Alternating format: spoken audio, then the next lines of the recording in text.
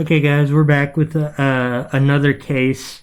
Some of y'all will remember this, not on my channel, but it happened quite a few years back. It was the Slender Man's case. The stabbing survivor describes horrific ordeal. Nightline, channel name ABC News. I'm familiar with all the creepypasta stuff. By the way, I'm making a comic, comic slash manga of my own character and the creepypasta universe. And so that's how I'm familiar with it. It is a very touching story. If you are the faint of heart, I would recommend for you to click out right now. So, let's get right to this. Do you feel like you're a survivor? Yeah, I shouldn't be alive. I really shouldn't after what happened. For the first time, Peyton Leitner is talking about that day 5 years ago. 3 12-year-olds had a slumber party, and the next morning, a walk into the woods to play hide and seek. Do you remember leaving the park to go to the woods? They just wanted to go on a walk, and I didn't think much of it. It's just a walk. It's in Waukesha. Like, what bad stuff happens in Waukesha, Wisconsin? Peyton was stabbed 19 times and left for dead by her own friends, who later blamed the fictional character, Slender Man. Morgan handed me the knife, and then I started to count again. When I was 5 feet away, I said, now, go ballistic, go crazy. Stab, stab, stab, stab, stab. The suspects lured the victim into the woods. All 3 of the girls are 12 years old. Who's ever heard of 2 12-year-old girls planning for 6 months to kill one of their best friends? The whole time. If somebody's gonna try to kill you, they're not your friends at all. They're a bunch of, little cowards. Sorry, this case makes me angry. It reminds me of a situation way back before any of this. If y'all want to hear about it, let me know in the comments. I'll be glad to share it. So, further ado, I'm sorry for, let's watch. She was screaming through agony. I didn't want to do this. Then why'd you do it? What would happen if I did? Look at them hands, man. It's Friday night in Waukesha, Wisconsin, a Milwaukee suburb. Peyton is getting ready to celebrate her best friend Morgan Geyser's birthday at that slumber party. Peyton was so excited. The girls met in 4th grade, Peyton drawn to Morgan because she was a loner who needed a friend. I made friends with her when I saw that she didn't have any friends at all. Also at that sleepover, Anissa Wire, who was new to the school and who had grown close to Morgan. They played up in Morgan's bedroom, ran up and down the stairs, giggling and laughing, and it was just a normal night. But there was nothing normal about what happened the next morning, when Morgan and Anissa suggest they all go to the park and then to the woods together. Anissa told me to lie on the ground and cover myself in sticks and leaves and stuff, but it was really just a trick. While playing hide and seek, then came Anissa's command, and Morgan attacks Peyton with a knife.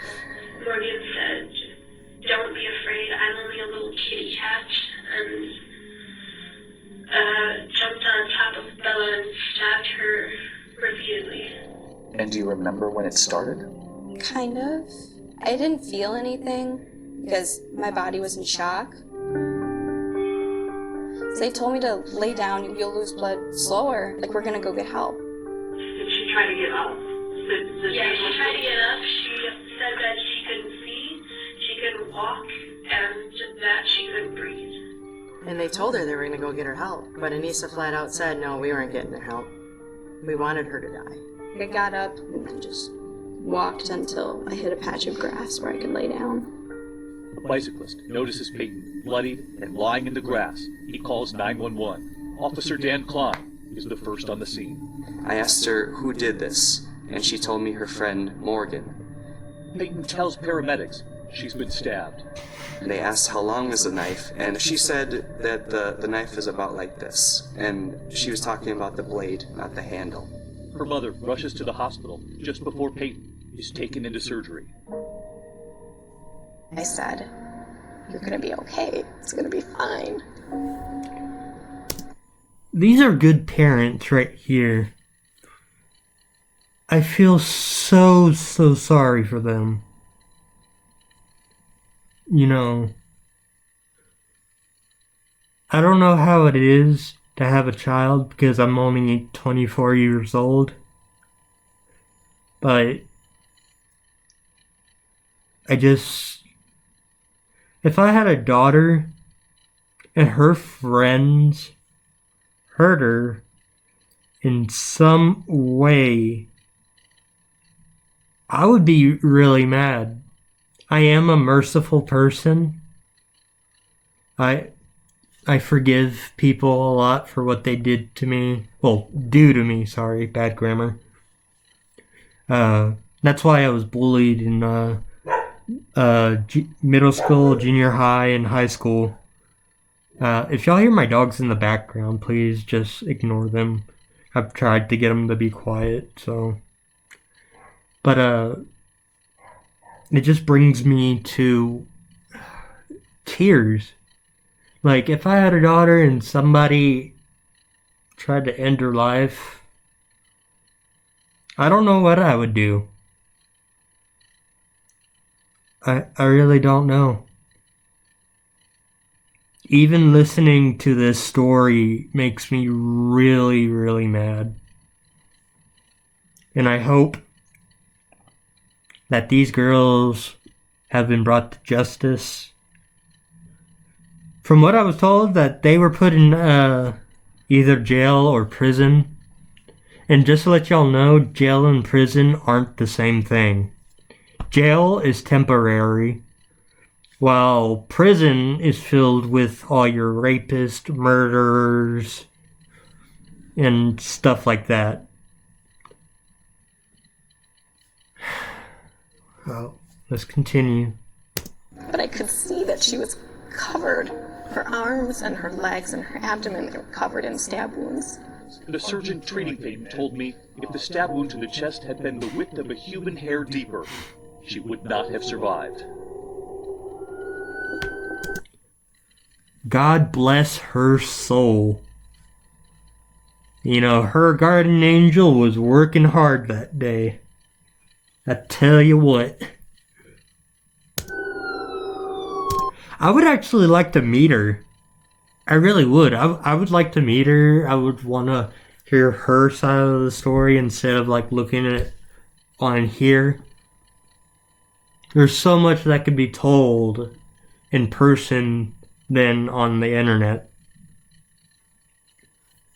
While Peyton fights for her life, police are searching everywhere for the two girls. It was about 2:53 in the afternoon.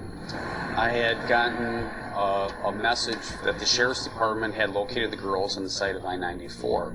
They were sitting on the side of the freeway. By the time we found them, they had walked about 5 hours and made it to the north end of our city. Morgan Geyser and Anissa Wire are brought back to the Waukesha police station for questioning. Their demeanor was very calm. They seemed kind of meek. Your parents know that you're talking to me, okay? And I'm glad they're so glad that you're safe. I did notice she had a blood stain on the front of her shirt, and she was wearing 2 shirts. Okay. What is your name? Anissa Wire. Everyone gets a free Samsung Galaxy S22 with a Galaxy trade-in. Even if my phone looks like this. Dude, everyone gets a free new Samsung Galaxy S22 with the Galaxy trade-in. Any year, any condition. Ads, I hate them. Morgan seemed like she was very... Wait. Okay, I can't go back and look at that.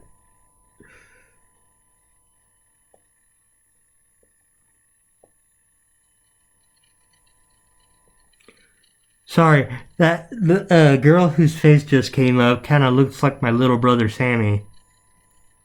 Not saying that he's a boy slash girl. Just has that face. By the way, my little brothers are a blessing from heaven. Even my other brother that's with my birth father is a blessing. I am blessed to have 2 of each parent. Even though that one of my parents, one of my step-parents don't really get along.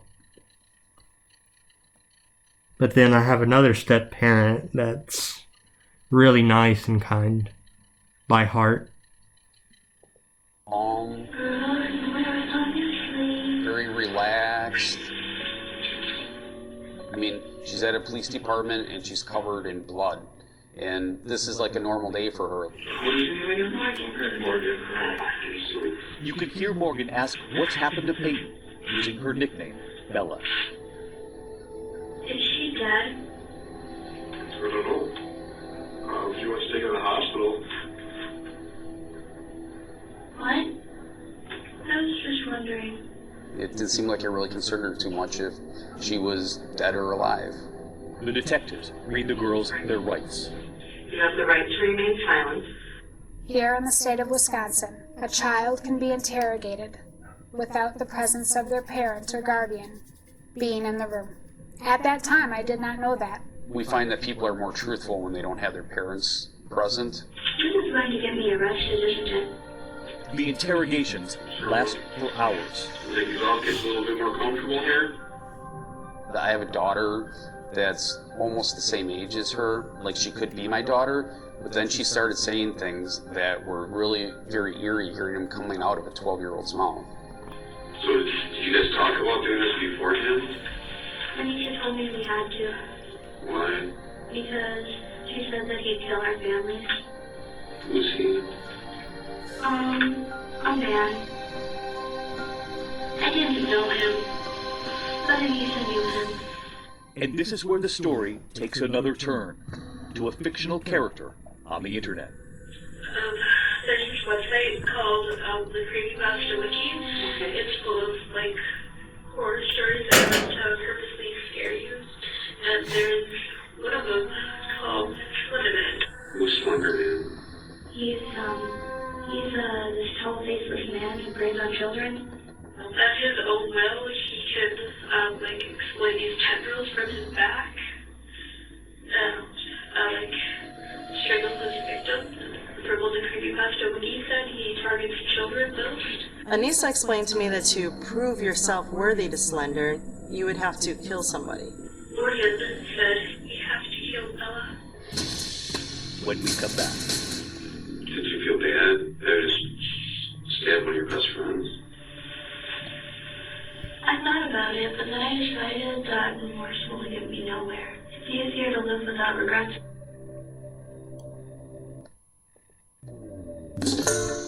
Hi everyone, George Stephanopoulos here. Thanks for checking out the ABC. Okay, that's it with that part. I'm going to play another case. Let me end this part of the video. So, I'll see you in a couple of minutes.